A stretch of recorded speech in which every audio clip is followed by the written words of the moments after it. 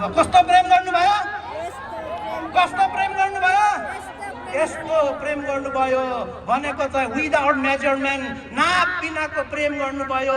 कसैले उल्लेखै गर्न नसक्ने प्रेम गर्नुभयो, वर्णनै गर्न नसक्ने प्रेम गर्नुभयो।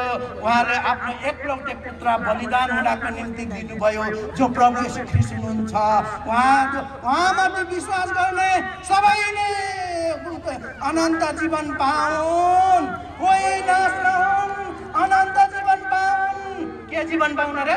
अनन्त जीवन पाउन् भनेका सबै स्वतन्त्र पाउन्, सबैले न्याय पाउन् प्रभु येशू ख्रीष्टमाथि।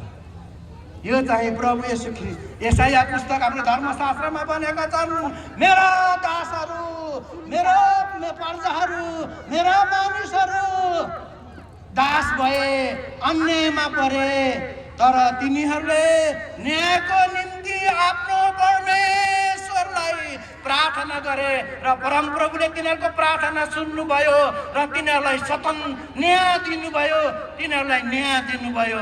अन्यायबाट छुटकारा दिनको निम्ति, अर्काको अत्याचारबाट स्वतन्त्रता ल्याउनको निम्ति हाम्रो प्रभु येशू ख्रीष्ट जन्मनुभयो। जसको जीवन, जसले प्रभुलाई विश्वास गरिकन स्वतन्त्र प्राप्त गरेको छ, त्यही चाहिँ साँचो। मैले अघि पनि भने, हामी कसैको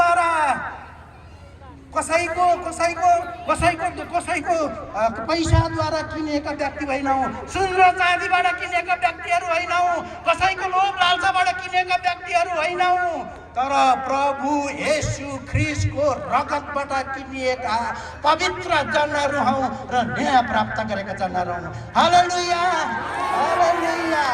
हो, प्रभु येशू ख्रीष्टले चाहिँ हामीलाई चाहिँ न्यायको निम्ति चाहिँ